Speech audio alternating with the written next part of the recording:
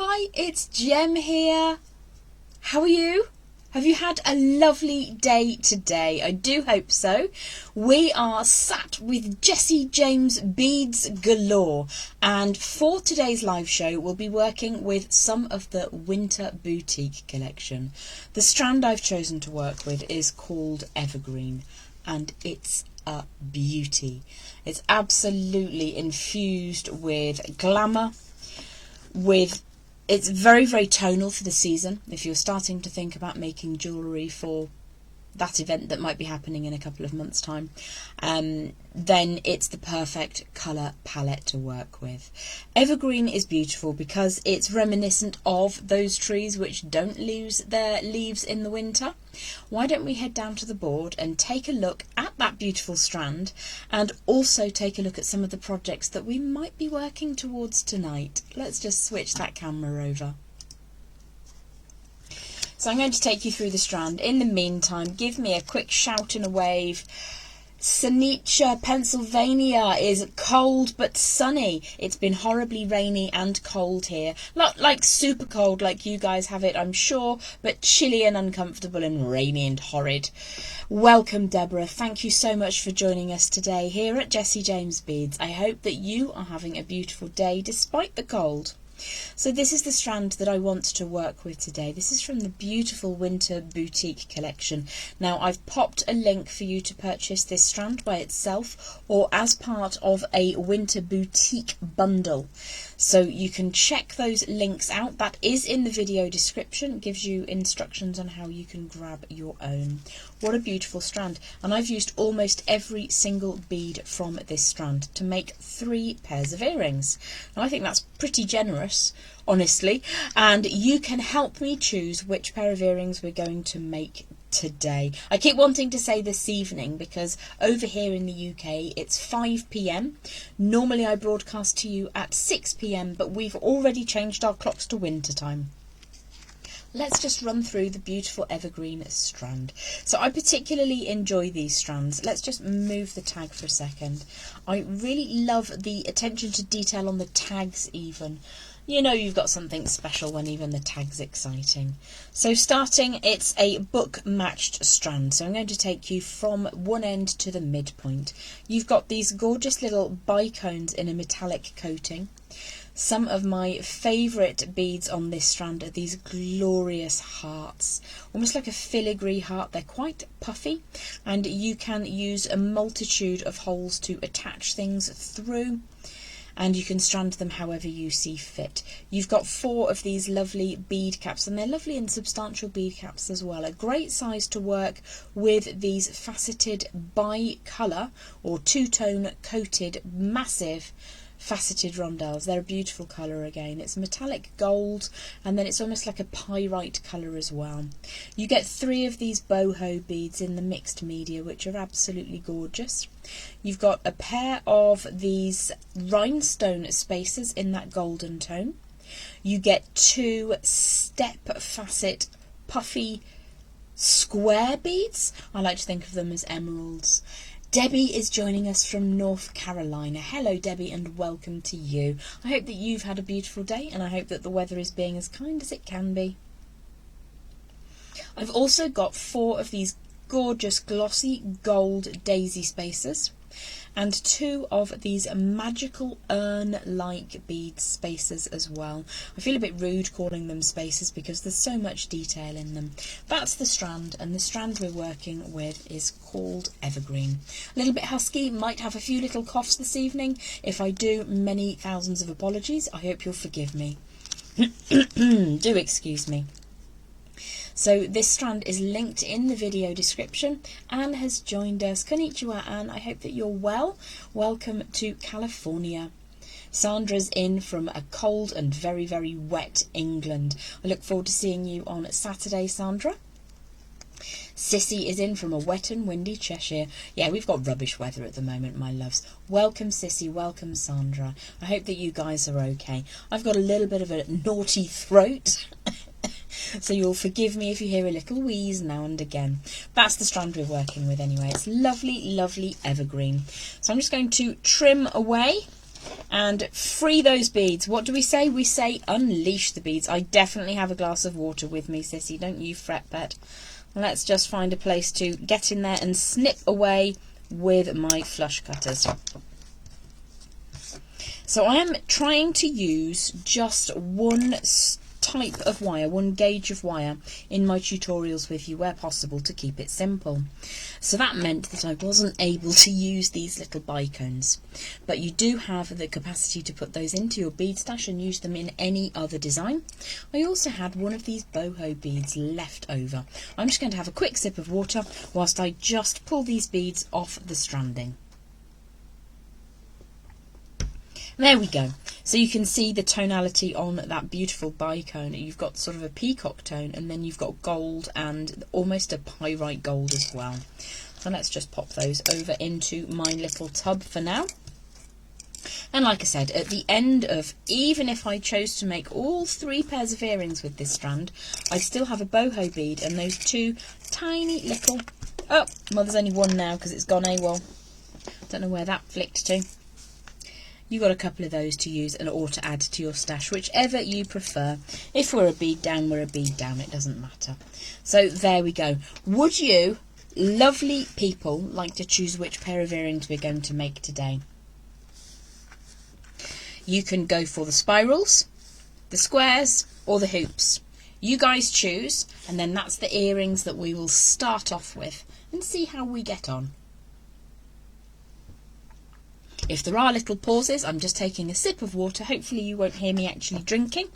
I'm just a little bit on the throaty side. I got caught in a downpour earlier and it's left me with a little bit of a chill. So do you want hoops, do you want squares, or do you want spirals? I've got 2 votes for the hoops, so that is indeed where we will start. Let's just tuck that up as far as it'll go into the corner. And we're going to start with, you would need 2 lengths of around 12 inches. And this is 18 gauge round wire. Now, any design that you fancy utilising will always benefit from knowing how to effectively make hoops, no matter what wire you want to work with. So I'm going to start off by smoothing through, and again it's 12 inches of 18 gauge. You can use a softer wire, you can use craft wire, you can use a medium temper German style, doesn't really matter. So let's just give that a quick smooth through. Make sure it's lovely and warm and fluid. So when you're making hoops that you plan on putting beads onto, check that your beads have got a large enough aperture. So if you're working with metal beads, that's absolutely fine because they're a bit stronger, you're less likely to crack them. If you are working with a genuine gemstone bead, and you put a little bit too much pressure on it and moving it around the curvature of your hoop. Hello Elaine, I hope that you are well. Welcome to Southern California. I bet you've got better weather than we have. So basically what happens when you move the bead around the curvature, because of the nature of the curve, it means that it's more than that 18 gauge, which is equivalent to 1mm. It's more of that moves through the drill hole. On very thin beads, it barely matters. But on, let's say you wanted to work with a glass bead and you had a drill aperture of exactly 1mm, I wouldn't suggest using that on a hoop design unless it's a very large hoop, and in that way you kind of decrease the way that it's impacted. So we also need a little section of the same gauge wire. Again, it's 18 gauge. Hi Danielle, welcome. Thank you for hanging out with everybody and myself here on the live. This is around about 3.5 inches. It's just a scrap length. Again, it's 18 gauge round wire, and it doesn't really matter which temper of wire you're using. So I'm just going to smooth and warm that through. What we're going to do is to create a really teeny tiny loop down at the bottom. Now you can use your round nose pliers, or you can use your lovely and useful little memory wire pliers. The smaller the loop, the better. So you can see I haven't actually completely closed up that loop. I'm going to pull the wire away to create a line, an angle coming away. Robin is in from Draper in Virginia. Welcome to you. So you can see it's almost like a shepherd's crook, and I've done that for a reason. It's so that I can just pull that tip closed, So we've got a really teeny tiny loop, and if it's oval, all the better. I'm not worried about that being perfectly round today. Danielle has kindly pinned the boutique collection in the comments of today's video, so if you want to grab your own strand of Evergreen or any of our other beautiful boutique beads, you can just hop over very, very quickly and grab a set. So when I'm making earrings, what I tend to do is have 2 sets of wire ready, 2 sets of the little short bit of wire at the same time also ready to go. And in that way, instead of just making one and then coming back later and trying to remember how many turns I did up at the top or anything like that, I can do it all in one go. Now I'm treating this as if it's a heart shape. I realise it's probably a filigree pear. In my mind, it's a heart. So you can hang it whichever way you want. And I'm going to slide that bead down so that it sits right on top of that squishy little oval shaped loop that we put on the end. It's nice and safe. That's not going to go anywhere. What we're going to do now is add on a wrapped loop up at the top. And to do that, I'm going to just hold the bead in position down at the bottom of that wire, grip across the side of the wire from side to side, and then I'm going to pull that wire over to one direction like so. So you can see at the moment it's going to flop about. That's absolutely fine because we're going to sort that and make it stay solid. So what we're going to do now is to create a wrapped loop up at the top. I can't see anything other than that pinned comment now, so let's see if I can get that out of the way so I can see what everybody else is saying. There we go. Murray is in from snowy Montana. How cold is it, Murray? I hope it's not too cold. So I'm going to grab again my little memory wire pliers. I love these babies, they're really helpful, but you can of course just use your round nose pliers if you prefer. So I'm going to create a relatively small loop up at the top and then wrap the tail of wire all the way around. So I tend to do this in a couple of manoeuvres. You can see that I've slightly bodged that, so I'm just going to straighten that up and then bring the tail of wire all the way around, and in that way you get that loop sitting centrally up at the top. So what I'm going to do is just very gently close that down. Once I've supported that loop shape and I'm not squishing down where the wires cross over, I'm going to take the tail all the way around and just fill that gap between the bead and the wrapped loop. Now whichever side that finishes on doesn't really matter at this stage. When you make the second one, you'll want to ensure that the distance between the bead and the loop is exactly the same, and in that way they will hang as neatly as a pair. If they're slightly off, it doesn't really matter. They tend to be worn on opposite sides of the head and nobody's taking a set square or rule. If they are, you can just tell them to get out of your personal space and it's all a bit rude. Excuse me. And there we go. So we've got the little heart-shaped drop ready. Now we need to make ourselves a round hoop. You can use whatever round form that you've got and work to whatever size you fancy. Do excuse me, I'm sorry about that. 20 degrees, oh my gosh, that's chilly. East Greenville, Pennsylvania for Patricia, welcome. And Sharon's in from Alexander City, Alabama, mild and sunny. Lucky, love, lucky. So I'm going to make a slightly smaller hoop this time around, just because I've got this little tub to hand and it's really helpful to have. I'm going to warm my wire through, and again this was around about 12 inches. So I'm just going to bring that all the way around to create a loop shape. Now I am going to allow it to spring out a little bit, but you will want to make sure that your loops and your hoops are the same size. So the first thing that we will do is put an upright on there. So I'm going to decide that this one is going to come up, and I'd like that to come away at a right angle to the circular form. That looks pretty good to me. Excuse me, I'm so sorry about this. So we're going to create a really tiny wrapped loop up at the top. But before we do that, we're going to load on our chosen beads. So let's pop one of those daisy spacers on. And you'll see, even though these are really beautiful and thin, they still move a little bit more slowly through that curvature, through that arc. So let's pop our little dangle on. And then we're going to put the second of our daisy spacers on. Now there's enough on the strand to complete that design. So you've got 4 daisy spacers and 2 of those lovely, I'm going to call them filigree hearts. You can think of them as pear drops instead if you prefer. Now it's very easy to misshape a hoop. So before you load your beads on, you could just pop those onto a block and give them a gentle tap. But what I'm going to do is just show you how to complete that hoop to make it nice and safe.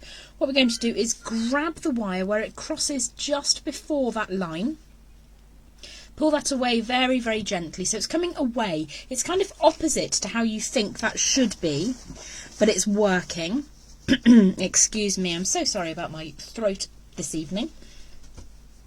What we're going to do now is to create a little loop that's going to wrap around the upright that we've generated. So if I grab hold of that angle that we've created and just bring the wire back around on the form, but allow it to circle around that upright, like so, you'll see that you don't have to bend anything out of shape for this to be that perfect circular form. You may need to just straighten that up slightly, and we're not going to overly fuss about this. Just to finish off that loop, we're going to trim away just past the point at which that circular form would be created as a simple loop. Now what I attempted to do when I first started making my own hoop earrings is I attempted to make a perfect, either a wrapped loop or a simple loop, like so, and then I draw the wire up over the top of the extended section that acts as the neck of the design, and I never managed to get that hoop shape perfect again. So I now create that little simple loop around the upright, which we will then turn into a miniature wrapped loop up at the top. So let's just give that a teeny tiny little neck area.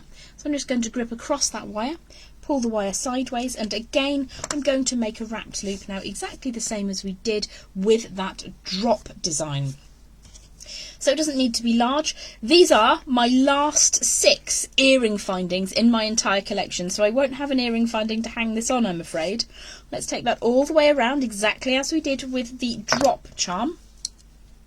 Close that up, making sure we're not putting pressure where the wire crosses over, and then you can take that around. Now you can, because we've got enough of a tail of wire here, if you wish, create a little spiral to cover up the neck of the design. What I tend to do is try to keep earrings simple where possible, and the reason for that is because it gives you less opportunities to catch. If you have long hair, if you're lucky enough to have long hair, you don't really want any extra faffage around the ears to catch on your clothes or scarves, especially coming into the colder seasons.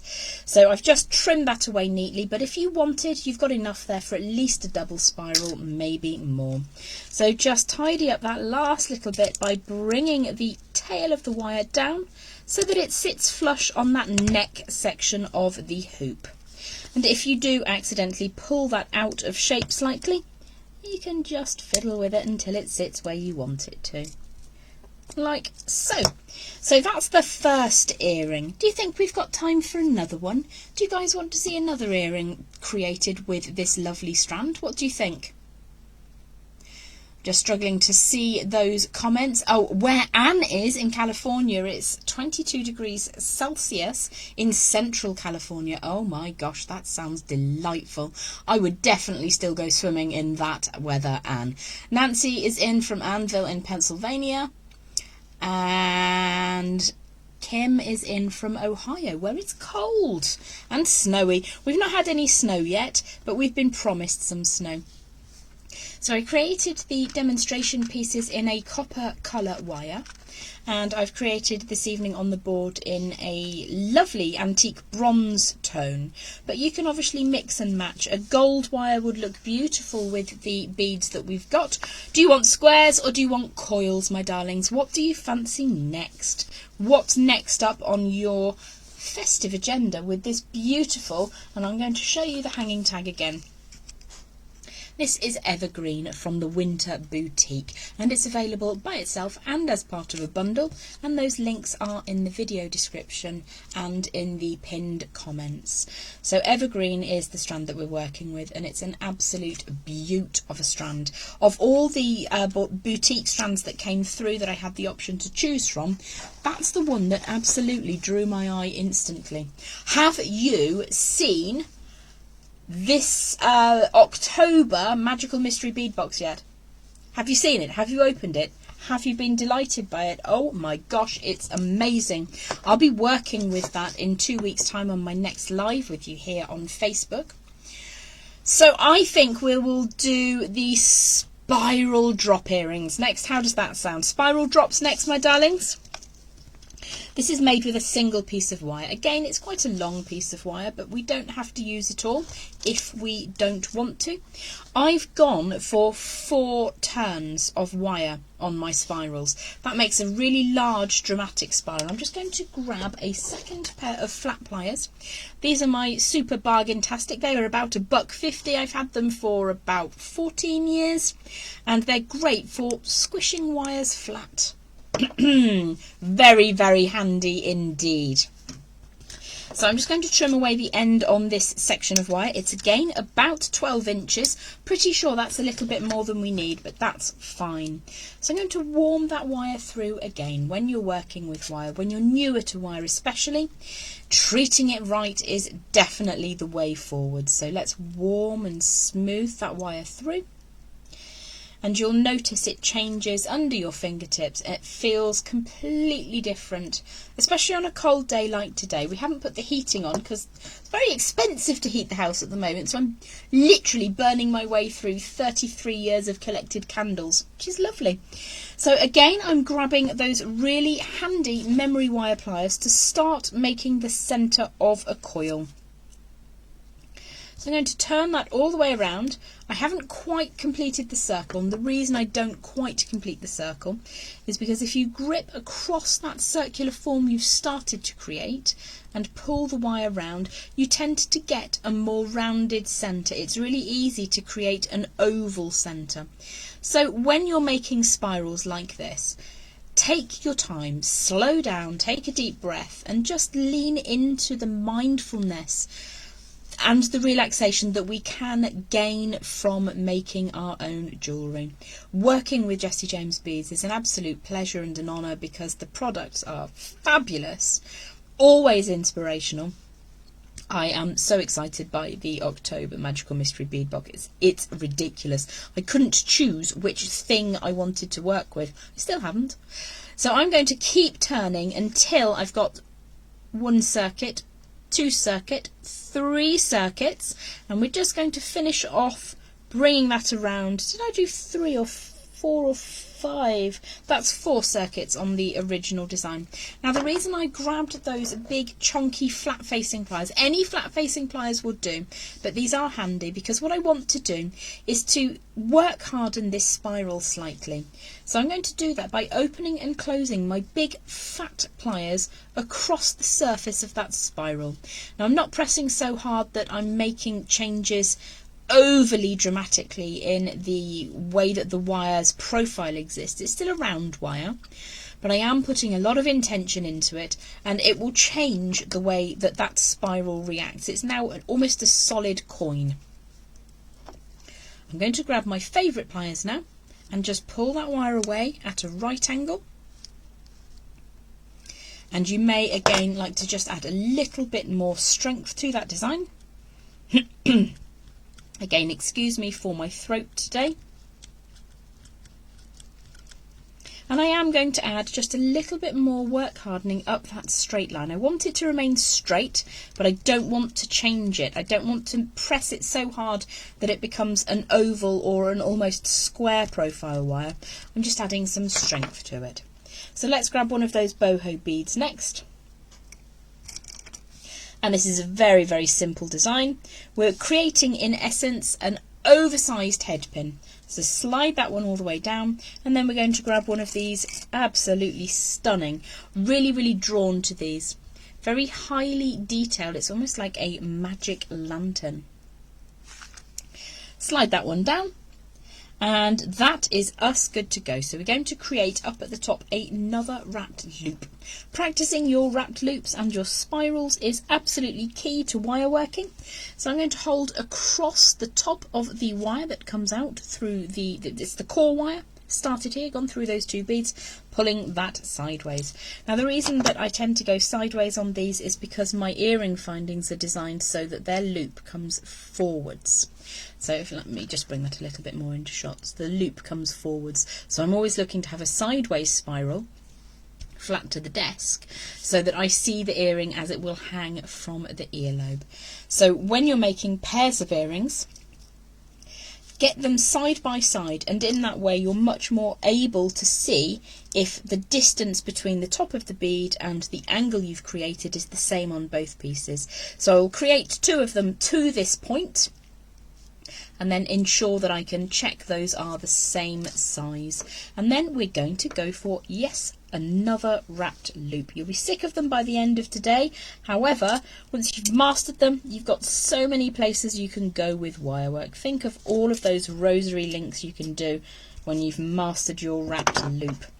So let's grab our favourite pliers now. I've gone for my bent chain nose. The reason I use these a lot for our shows together is because I can hold the product from underneath and you can see more of it.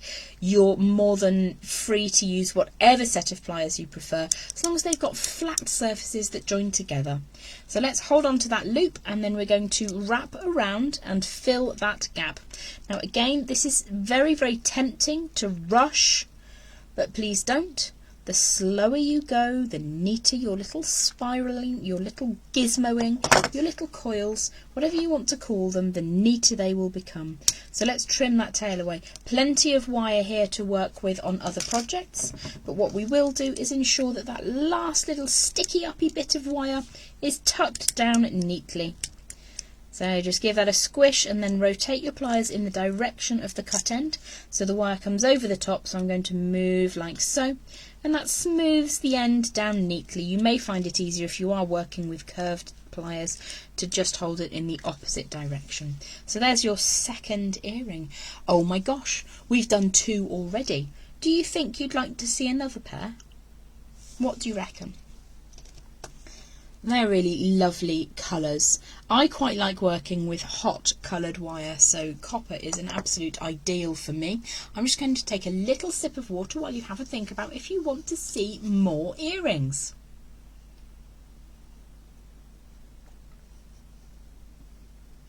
Sissy says, so excited you became discombobulated. Well, what can I say? Is it much different to have the hoop be a heart shape instead of a round? You can do that if you want to. I can show you actually a really cool way of making a heart shape in wire. Let me just grab a spool, and before we make the next set of earrings, I'll show you the easiest way to make hearts in wire. Let's have a look. So this is around about 8 inches. It's a little bit of wire that I've just grabbed. So what I would do to make the world's quickest little heart shape, and I'm going to find the centre point and put an angle in it. I'm going to make that quite tight. Now I struggled to freehand make heart shapes for donkey's years. Let me just grab my ring mandrel, and then I discovered that the best way that you could do it is really, really simple. So let's go. Wrap that around on one side. There's half a heart shape. You can make that a little bit smaller. You can rotate that wire around and make it a little bit larger. If I flip that over to the other side, to draw that wire around, you could even put a mark on your mandrel. It's really easy to make heart shapes. So you can see one side is higher than the other. Rotate around, draw that down, give it a bit of a squish, and you've made yourself a heart shape. Excuse me, my darlings. And there we go. So there's your perfect heart shape if you fancy one of those. You can work that into your hoop shape. I will actually just show you how to do that. So before you do anything else, you could give the lobes and the central section a bit of a hammer. You can add your beads on at this stage, make sure that your drop sits down right in the bottom, and then just bring those central sections up on one side. You can bring that wire up and over Just going to push that into the centre, like so. And then on the other side, all you're going to do is just link that around. So the easiest way is to just turn a line like so. We don't need all of that excess wire. It's a little bit easier if we trim that shorter. So if I just hold that central section together, push that wire up behind, and then all you need to do is just loop that around.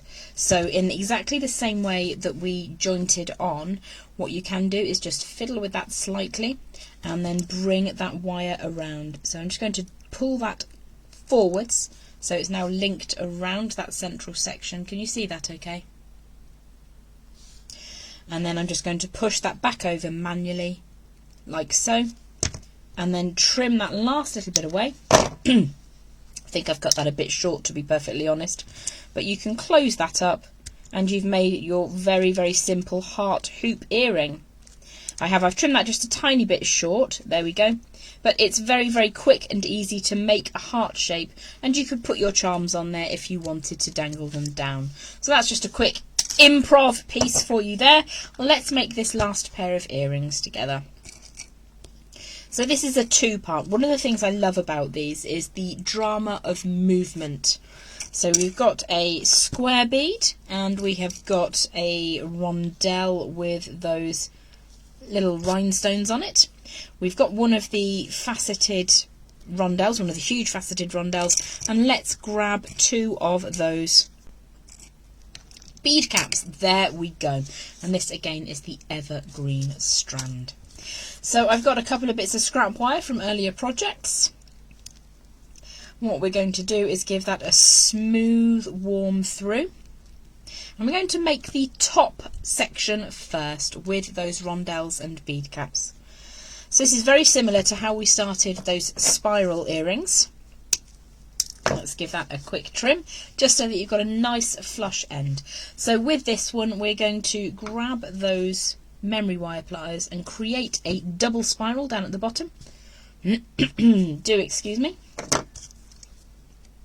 Now this is what I was saying earlier about if you don't create the entirety of the loop, it's much easier to make a nice round spiral. So what I'm going to do is just open that out slightly, and then you can draw that wire around, and hopefully it will just be slightly rounder.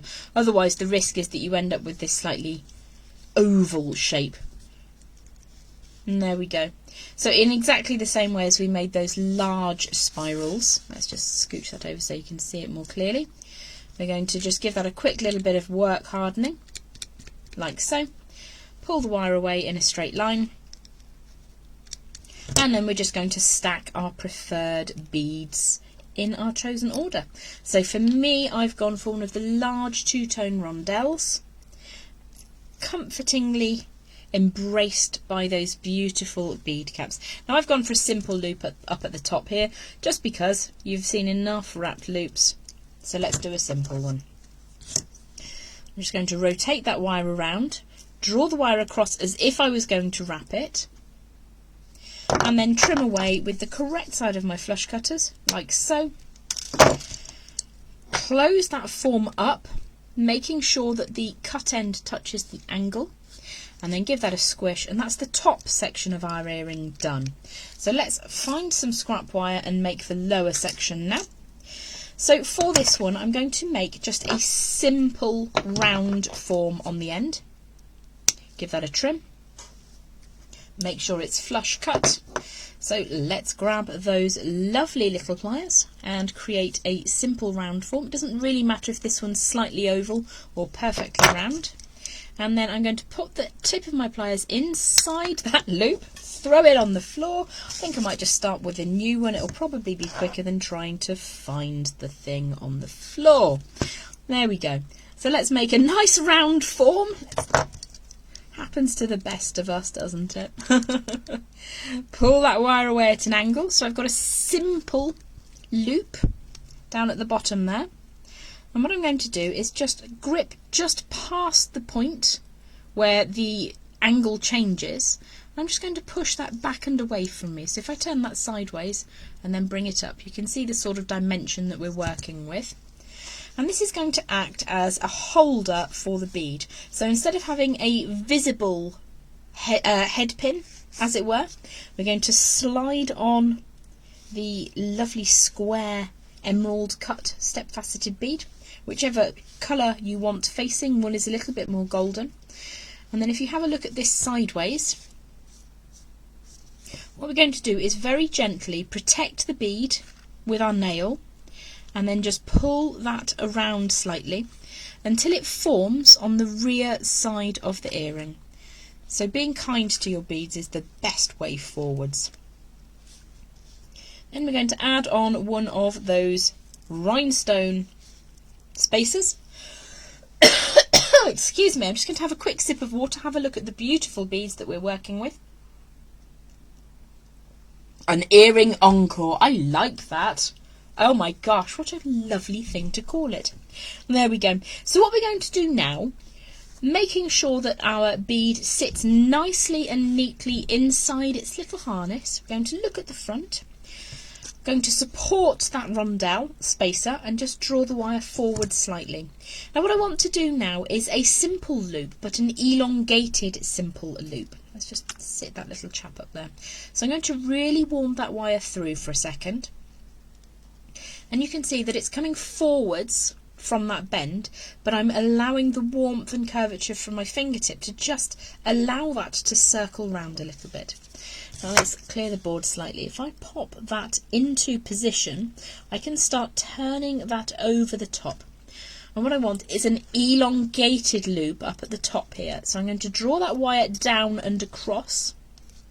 So you can see it's more of an inverted teardrop than it is a perfect circle. Trim that away in the correct position and then flatten it down as if it was a simple loop, exactly the same way we did with the first or the top part of this. Then I'm going to give that a really strong squish.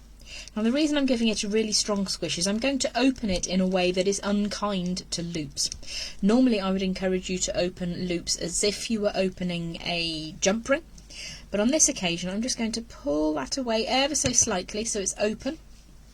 You see the gap there? And then I'm going to feed that through that double spiral loop that we made. Now, in order to make it easier for me to show you, I'm just going to use my fingers, but you can do this with your pliers. Just closing that up, making sure it's completely closed, and then giving that a hearty squish. There we go. So that was your collection of earrings. Let's just line them up in the right place. So we've created those in about half an hour. I know I'm a chatterbox. About half an hour and we've done all of those. I'm not going to bring you back to my face today because I don't look at my best, if I'm perfectly honest. But what I will say is I will be back with you very soon. I'll be working with the October Magical Mystery Bead Box. There are more videos to come to YouTube, and this month is bringing us a very exciting event. Have you seen this?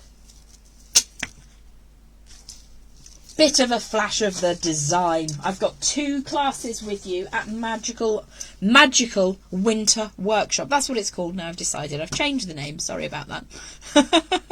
I hope that you have enjoyed these earrings today. They are available on replay here on Facebook. They will also be added to the blog and to the YouTube channel. And I look forward to seeing you very, very soon.